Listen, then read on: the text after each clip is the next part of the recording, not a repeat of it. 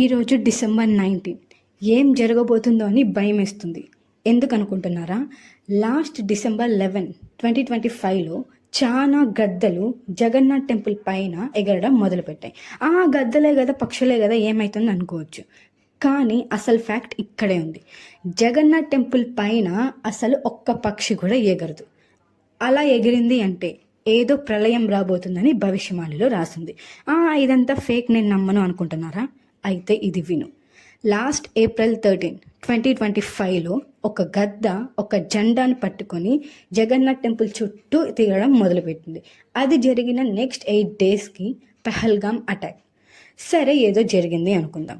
మళ్ళీ last November 2, 2025లో ఎప్పుడు ఊహించని విధంగా జగన్నాథుడి యొక్క హారతి ఆగిపోయింది.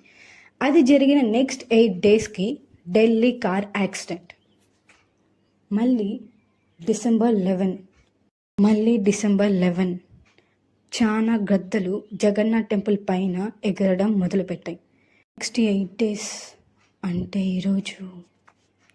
Please subscribe to my channel, friends.